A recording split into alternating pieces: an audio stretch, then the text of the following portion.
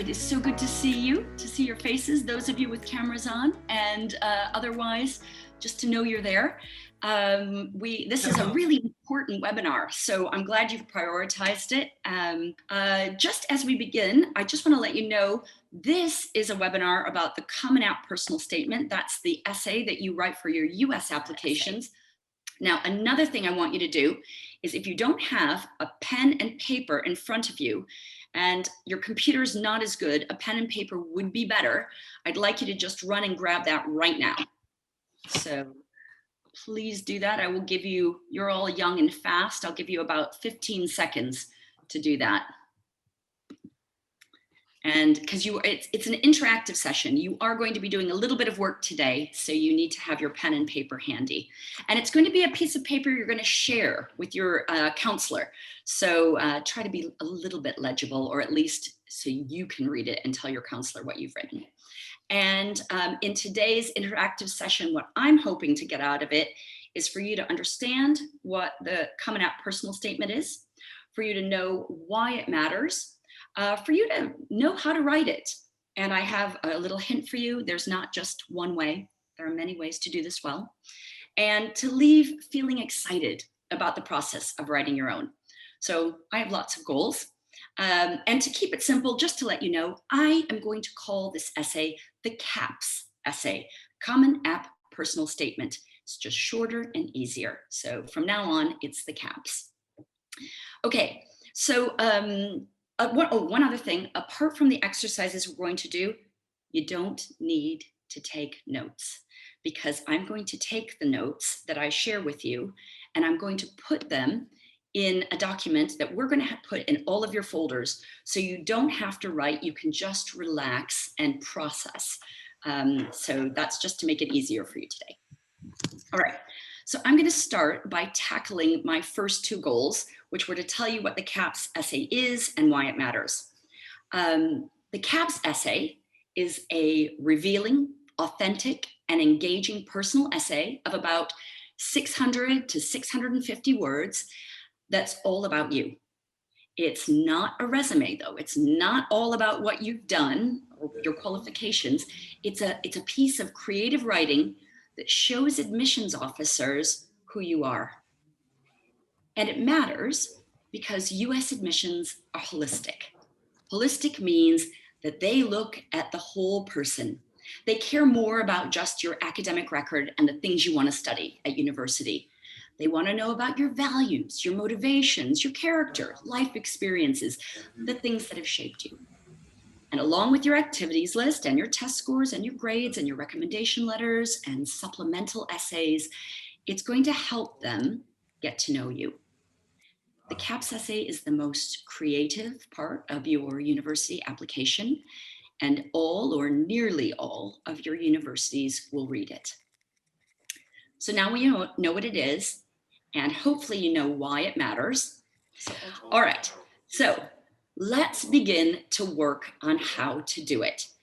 So get that paper and that pen ready, because we're going to start with an exercise. And I'm just going to, for this, it's the one time I'm going to share my screen. There we go. I have an exercise for you. We call it our values exercise. Your values are the things you deem to be important in life. They're the principles that guide you.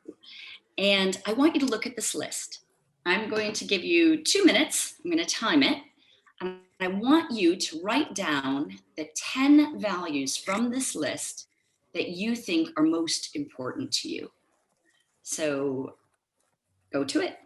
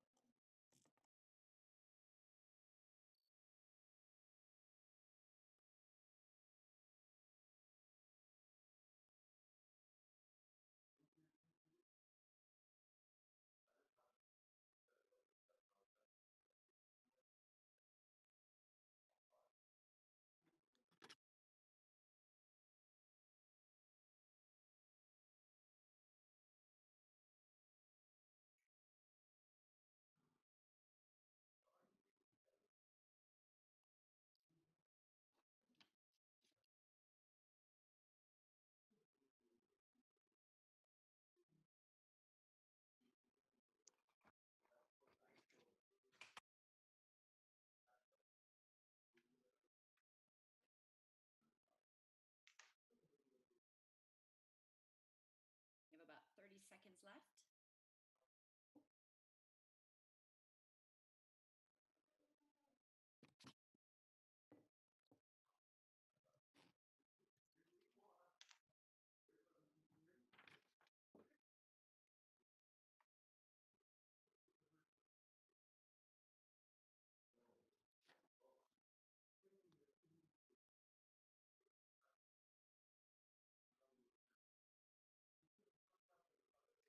Okay, I hope you have 10 written down. Now you're going to take it a step further. Look at the words you've written, and I want you to circle the 3 of those 10 that are the most important to you. So just take a few seconds to do that.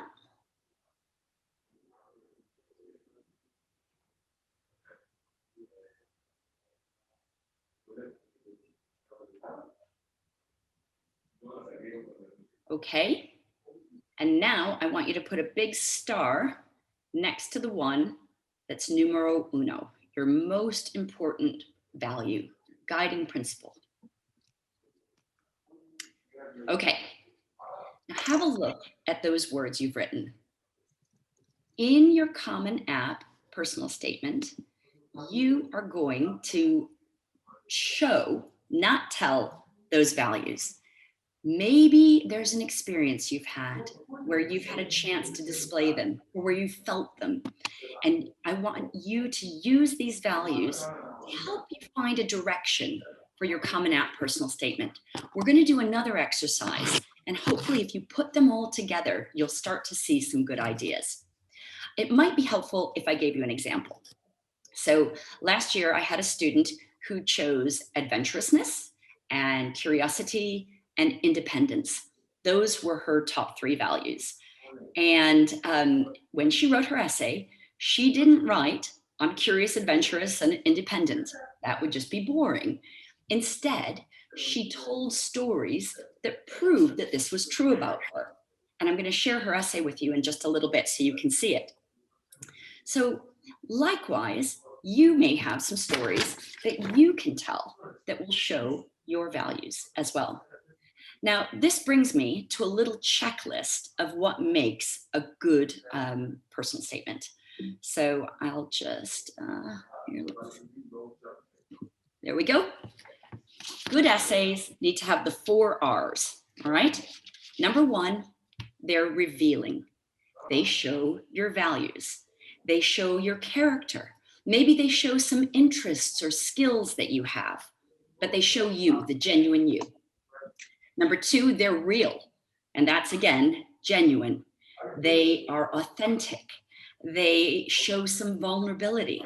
They're not just how you want them to see you, they're how you really are. So they have to be authentic, real. Number 3, they're reflective.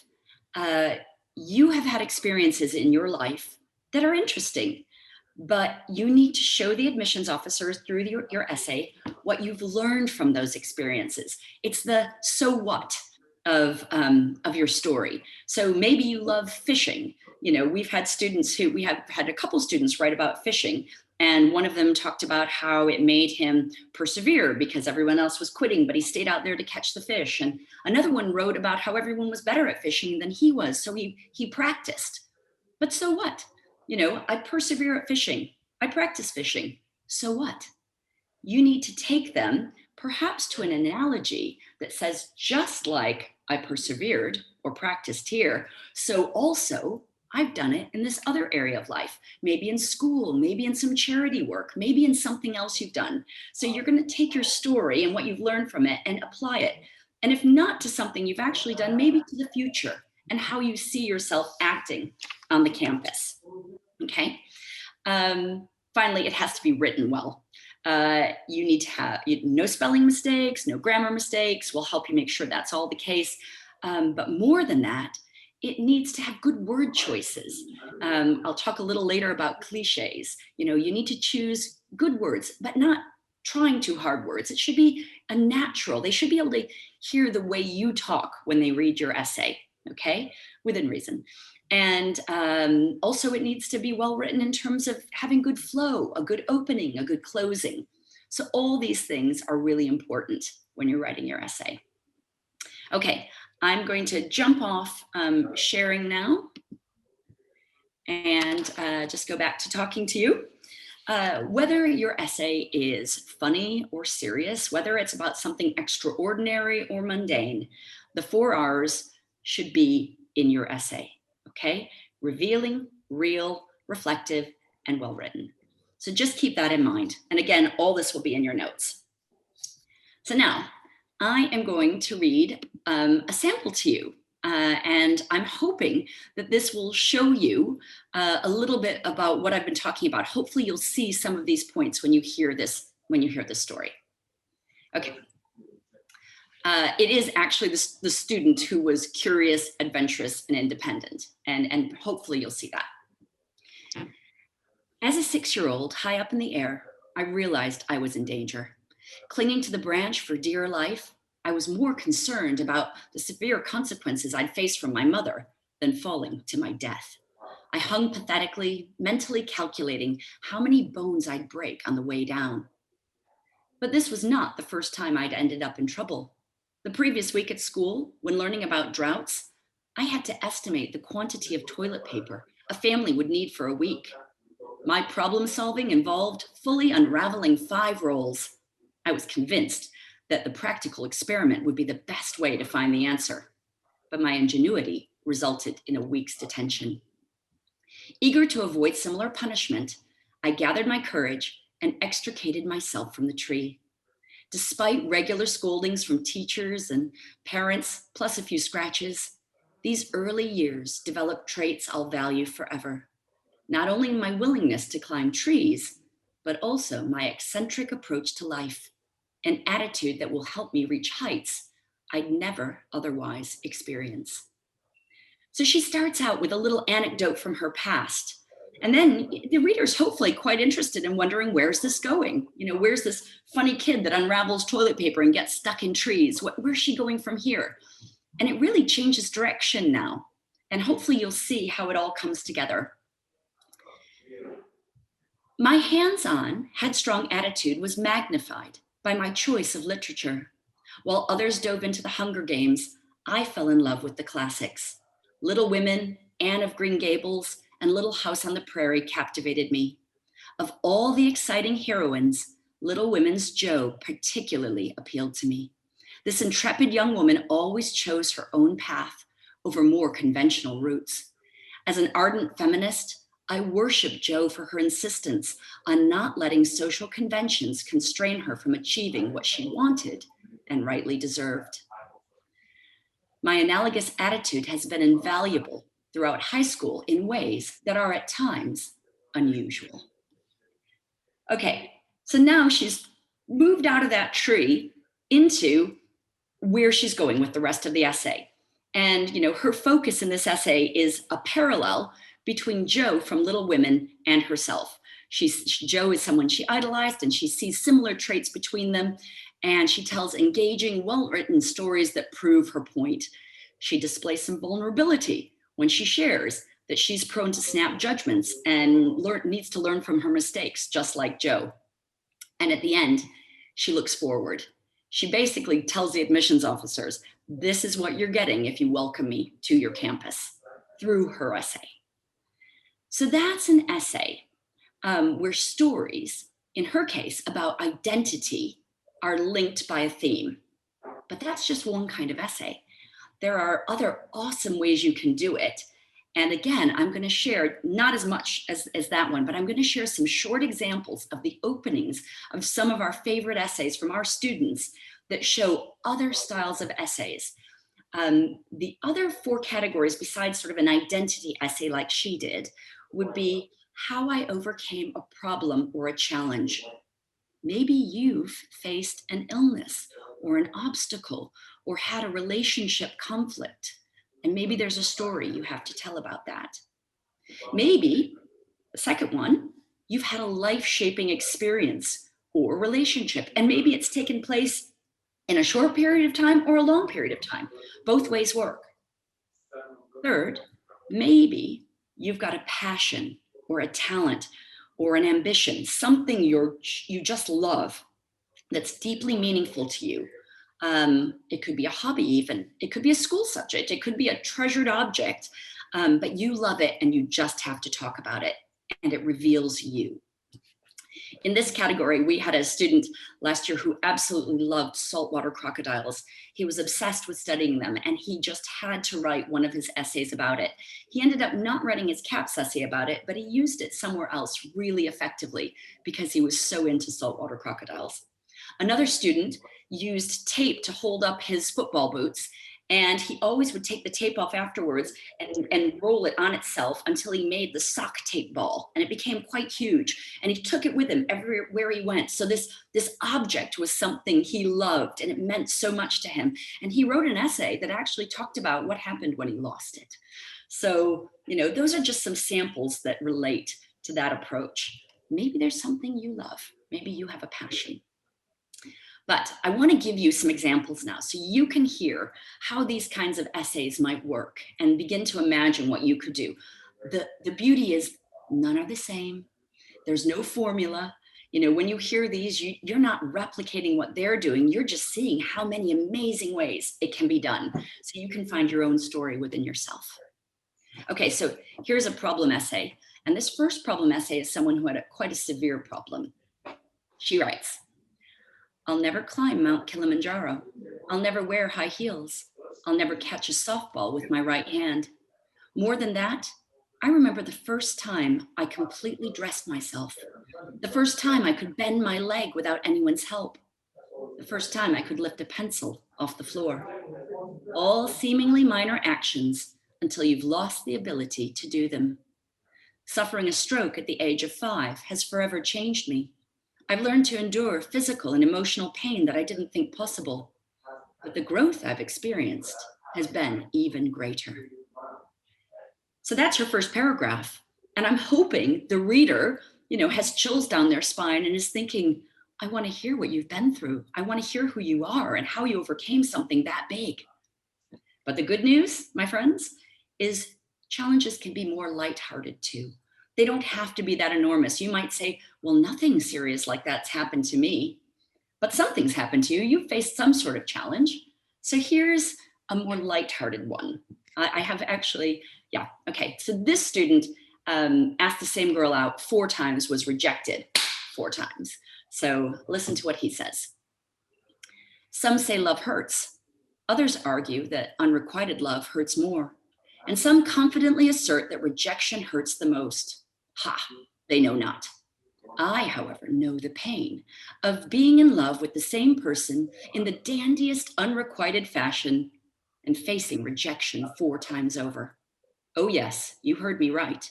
I am that much of a romantic fool. In fact, I am the Wile E. Coyote of romance. And if you know Mr. Coyote, you know how unlucky I am." So it's a great first paragraph. And just to reassure you, in his first draft, that was not a great first paragraph. That came through probably about 12 drafts or more to get to where it is now. But hopefully an admissions officer will be curious and wondering, where is this going? What happened? And it's an essay about failure and what he learned from failure. One more challenge essay, because I think challenge essays are really good. And it's also nice to see the spectrum of what can be a challenge essay. This is from a student who found himself in the Mr. ASD competition, and he felt himself a very unlikely candidate for this honor. "I stand anxiously behind the black curtains. Peeking through, I see that the theater is dark, the spotlight forming a lonely white circle against the black mass that is the stage. A spot on a stage fit just for me. The light almost seems heavenly as it exposes the dust particles hovering in its beam. My peers sit in their red snug chairs, whispering tales to each other. Are they talking about me? The judges are situated on the stage, patiently waiting for the music to start. The setting is perfect. I am not. A drop of sweat crawls down my back. My legs are melting. What on earth had I been thinking?" I love this essay because he shows how insecure he felt in that moment.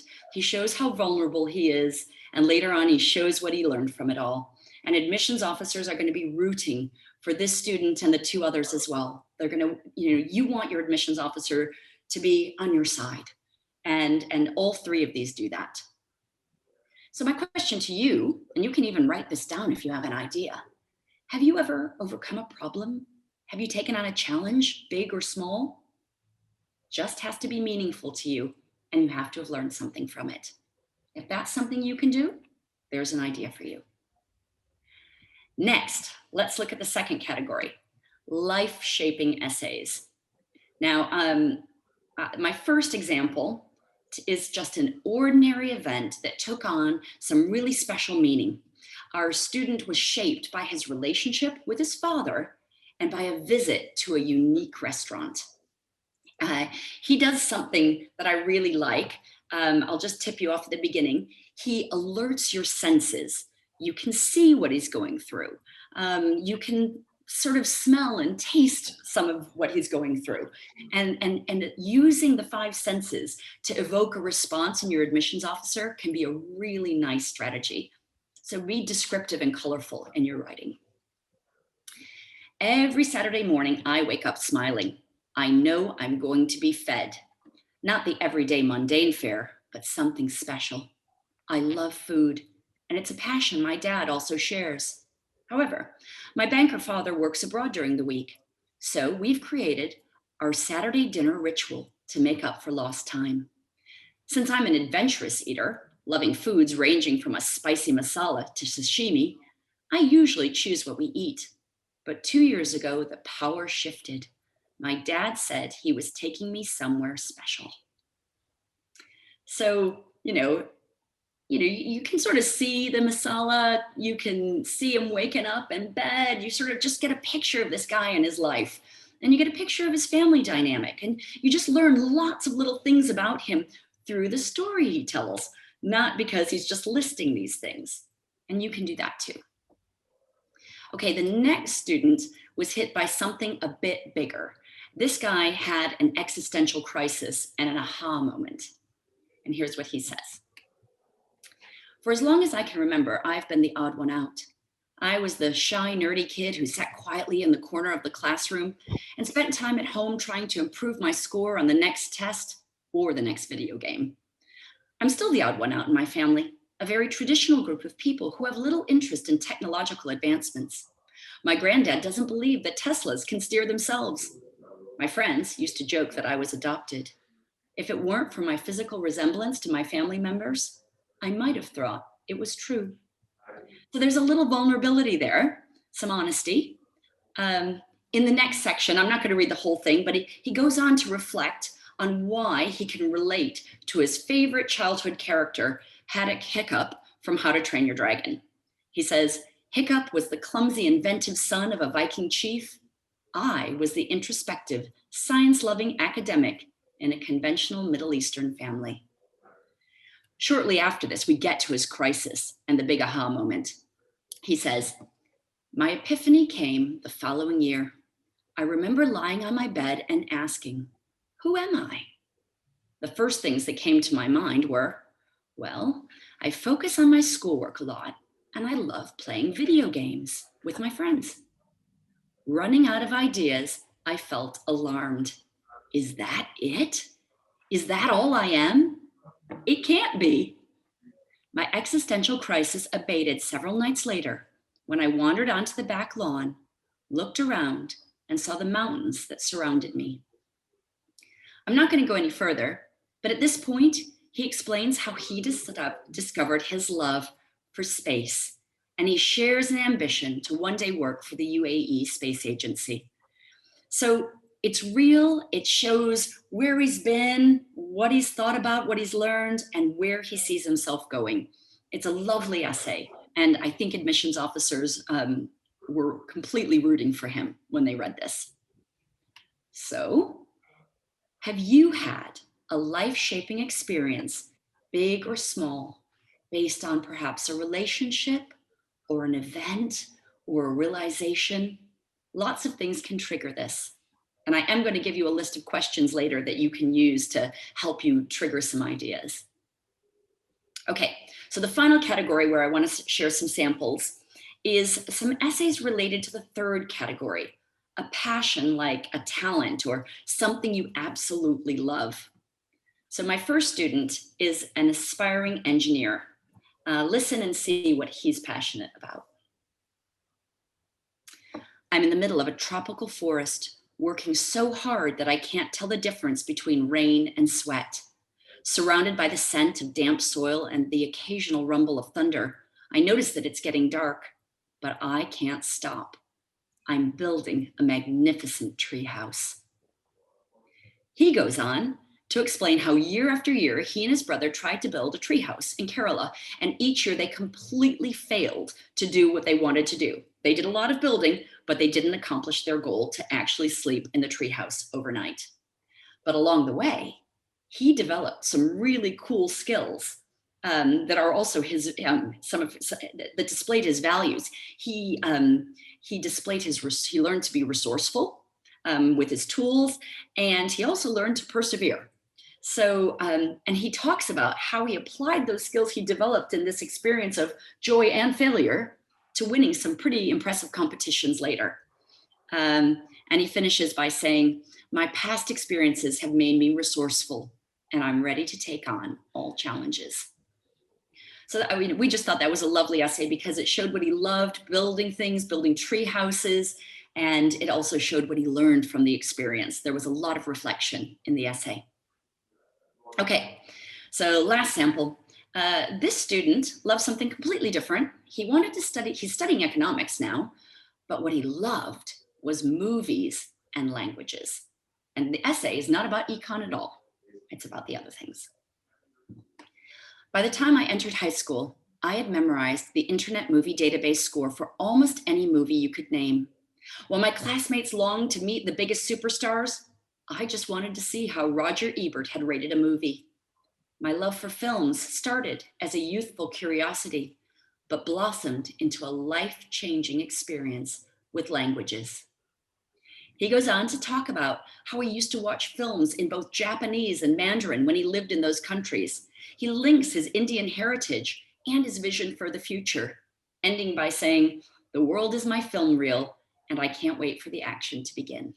Now you might think, oh, it's a bit cheesy, but when you read all the other stuff he said and you're already rooting for him, a fun ending like that is absolutely acceptable. You can be playful, and we want you to take risks. And if it's not a good risk, we'll help you know it. So the question is, what do you love? Do you have a story about a passion or a talent or an ambition and how it shaped you? Okay, so you might be wondering now, well, how do I figure out what my story should be about? You've given me some ideas, but I still don't know what to write. Well, first of all, don't panic, because everyone has multiple stories inside of them. You've just never probably been asked to do something like this before, and you will find something to write about. You're going to show your awesomeness, and you're going to show what makes you you. But to help you do this, we do have another exercise for you. This exercise is called the time capsule. And I have a little time capsule box here. And I'm going to ask you to imagine that your box is nice and big so you can put in whatever you want. And if you could put 10 items in a time capsule so that one day anyone looking in it would know what made you you, what would you choose? Now, before you get started, and I'll give you a little time to do this, I'm going to tell you 3 things that I'd put in my time capsule so you can kind of get the idea of this. First thing is, I'd put in a gymnastics leotard because I love gymnastics. I did it for about 15 years, and it was a huge part of my identity. Second, I'd put in a Petoskey stone. It's a really beautiful stone from northern Michigan, and I used to hunt for them with my brother around my grandparents' house. It's a fossil, so I love fossils too, so I'd put that in there. And I'd also put in my reading glasses because I love to read, and I can't read very well without them. So that's what I would do. So I want you to take, I'll give you 3 minutes for this one because it sometimes can be kind of hard, and you can finish it later if you haven't had a chance to do it up, but you do need to finish this. Put it on the same paper as your values so you can talk about it with your counselor. So ready, steady, go.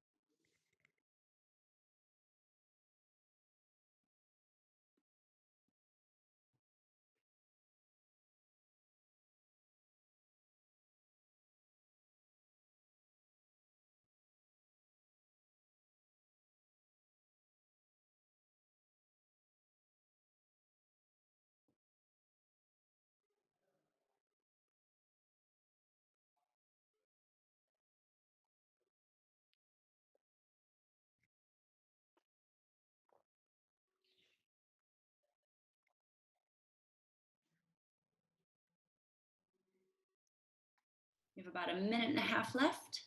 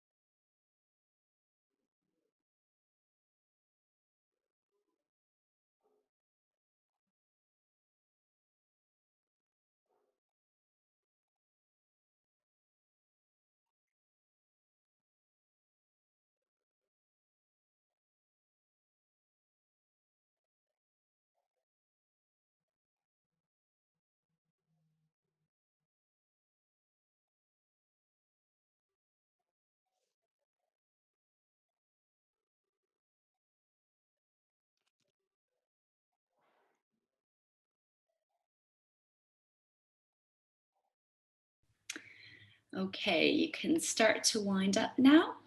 And what I'd like you to do is, if you haven't finished, uh, finish it later.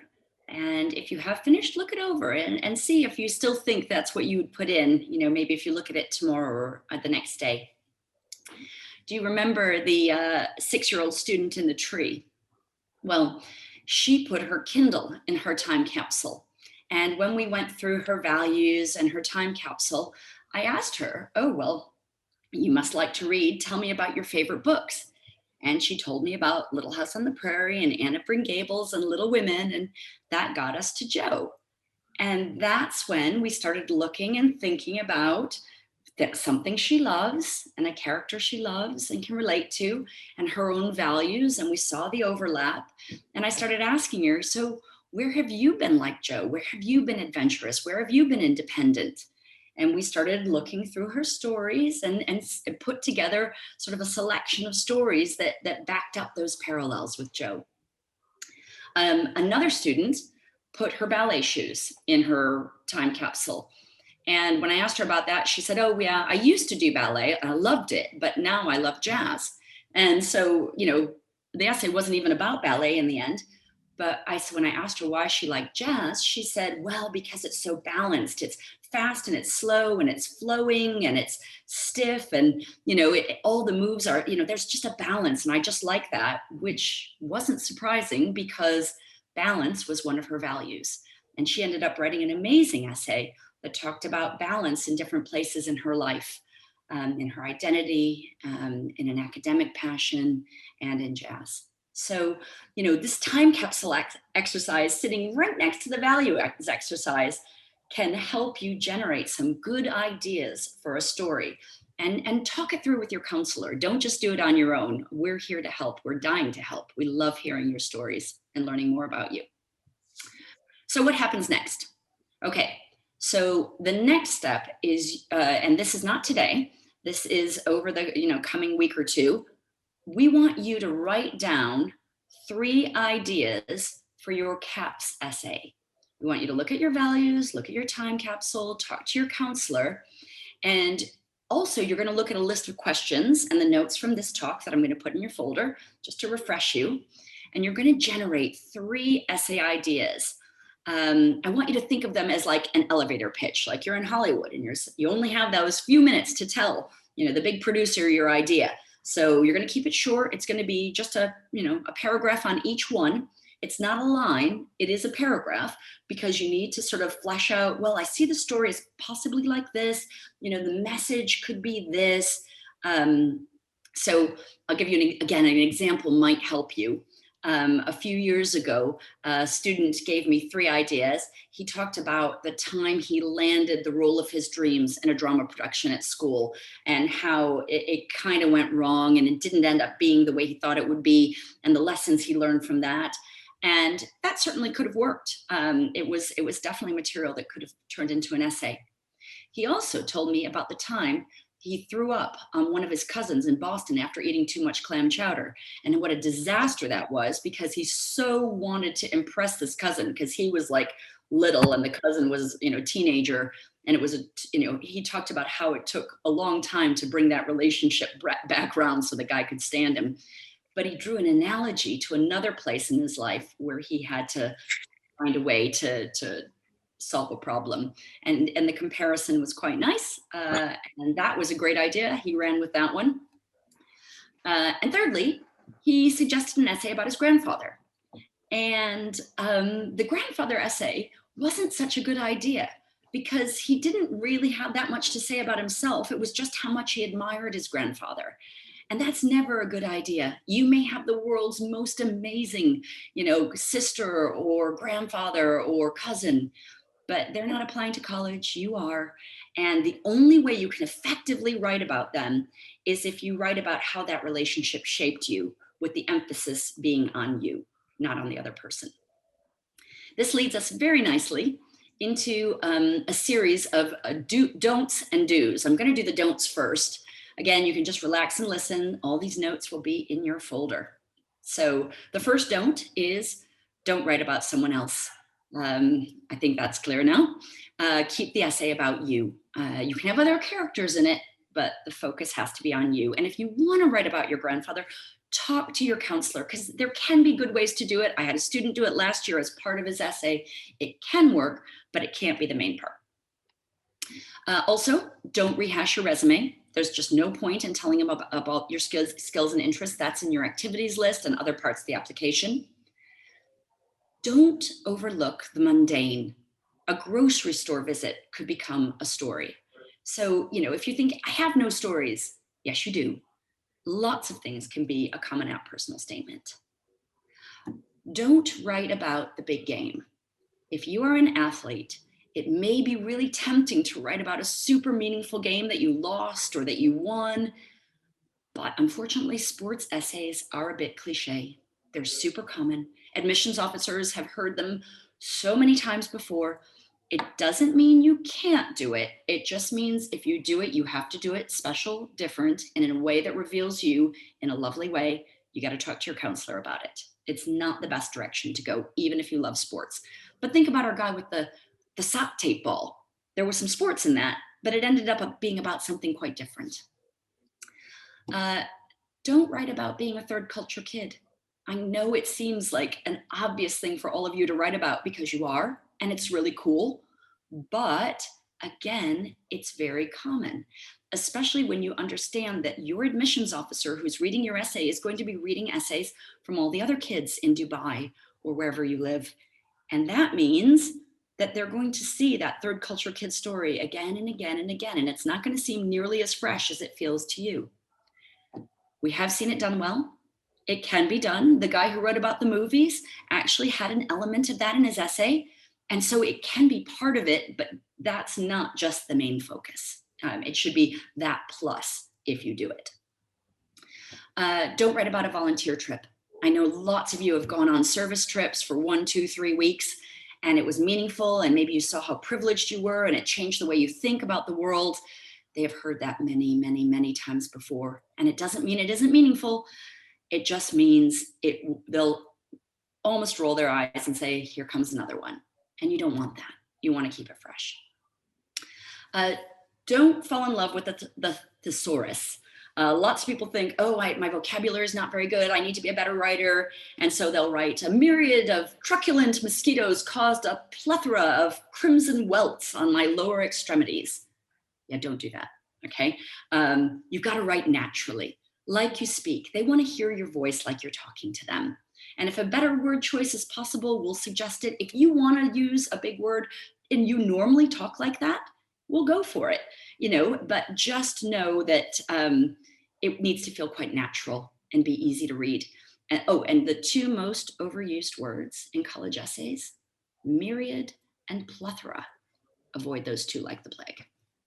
Oh, speaking of like the plague, don't use cliches.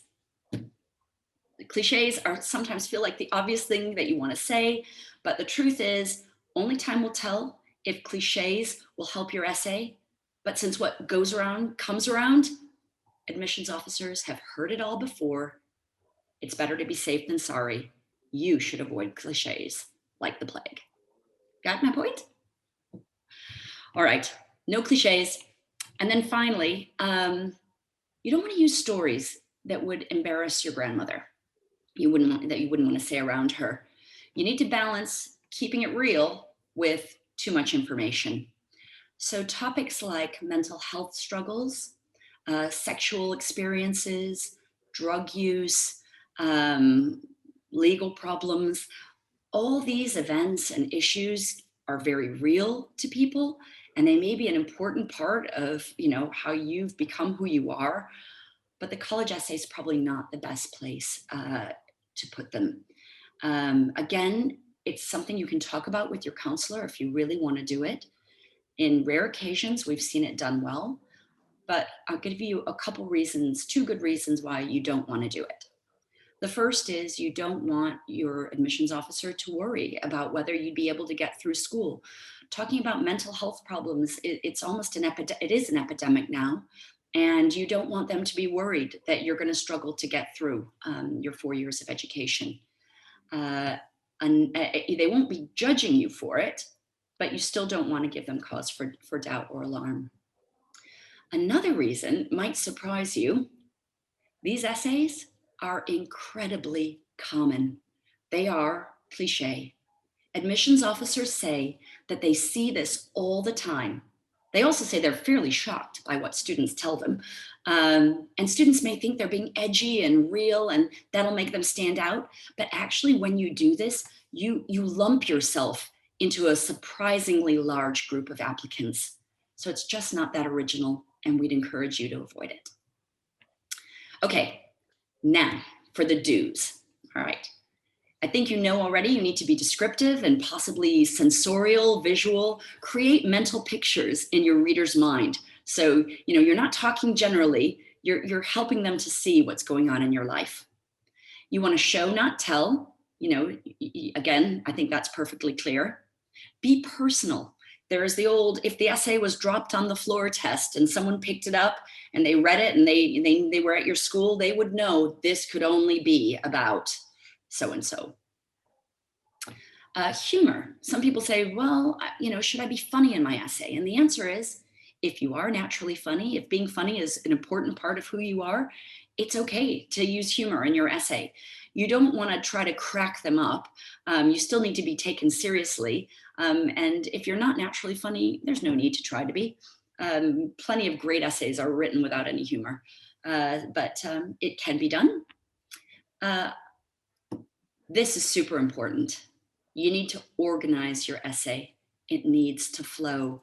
You may know your story and you may be jumping around, but what you have to understand is admissions officers read applications in 6 to 9 minutes. Okay, the whole application, recommendations, transcript, activities list, supplemental essays, caps, in 6 to 9 minutes. If your essay doesn't flow and they can't follow it, or if you use flowery language and super long sentences and one whole paragraph is one sentence, we would never let you submit that, by the way. If you do that, they won't be able to follow you. And in that short period of time they give you to read your essay, it's just not, they're not going to follow you. So you need to have good flow. You should accentuate the positive. In being real and vulnerable, don't make yourself sound like a disaster, okay? So you do need to accentuate the positive. If you've had some raw and real things, show how you've learned from it and emphasize the positive. And check your ego at the door as well. Don't come across as arrogant. That's never good. They need to be rooting for you. And it's much easier to root for someone who's humble. And also, a strong introduction and a strong conclusion are a great thing to have in an essay. Conclusions freak students out. How do I end my essay? So I thought I'd just share some good ones with you. This student wrote an essay that started with him on stage acting in a really rugged drama practice with a tough drama teacher, and he ends on stage as well, going back to the stage. So it's bookended, and in the middle he talks about his journey with acting. He finishes by saying, "Then something clicked. Henry V never lost hope, and neither would I. So I went once more to the stage." Here's another one. "If I could say anything to the skinny, unathletic kid who first entered Dubai 5 years ago, I would assure him that he is not alone. The road ahead will be difficult, but worthwhile. You'll come through, bringing others with you." This is a student who went through a tough time and some challenges, and he found out that lots of other people were experiencing that too. And his essay was about his journey with his own problem and then helping others. Here's another. "Thankfully, I've learned to look beyond injuries, vomit, and anything else holding me back. There will be more challenges ahead, but I'll be ready for them."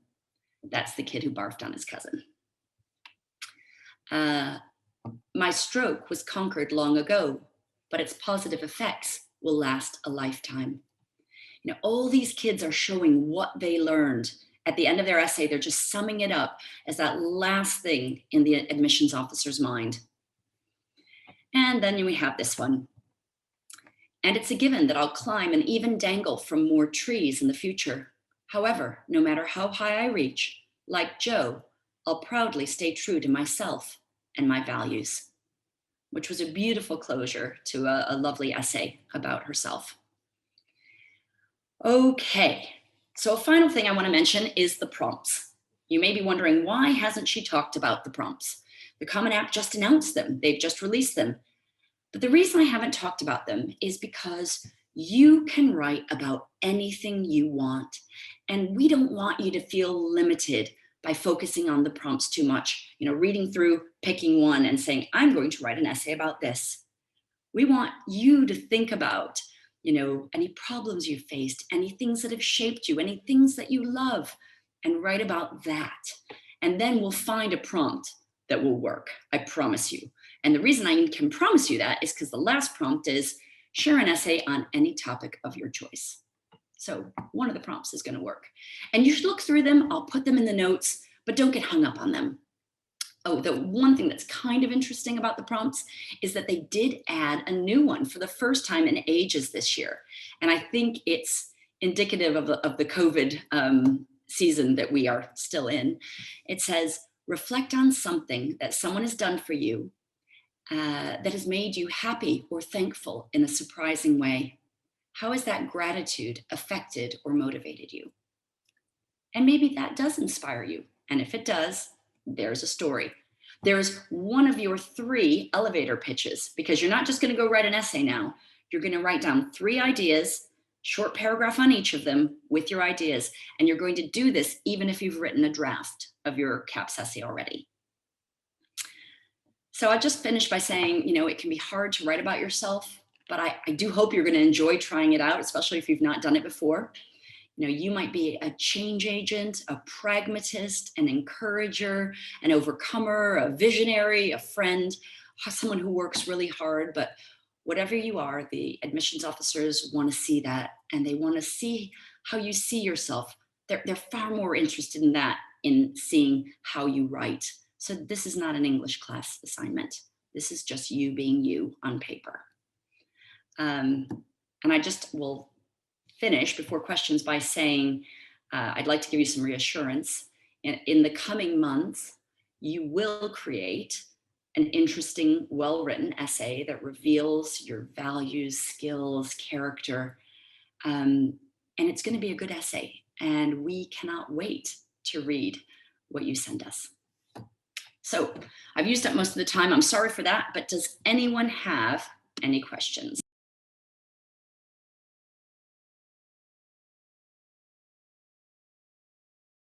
I wouldn't worry too much about what you miss. I would, your counselor is going to work with you. I would think more about what's important that you want to share rather than, saying, what should I share? Give me a checklist. Okay. Mm-hmm. I would actually, look at that values list, look at the time capsule, think about what you want to share and brainstorm what you want to share with yourself and then with your counselor. And if, it feels like there's something missing, your counselor is going to ask you questions to help you, dig down and get to Oh, tell me more about that. Okay, so I wouldn't worry about what's missing. And also look at the notes. I'm going to give you some notes. I hope they'll help you. One of the things I give you is a nice long list of questions that might inspire a story. I'm hoping Values plus Times Capsule has already given you an idea, maybe a little idea. So I would just say go with the process, and don't worry too much about whether you're getting it right. That's what we're here for, and we'll help make sure you do. You guys know what you have to do now. I hope you're excited, and thank you for coming to our webinar.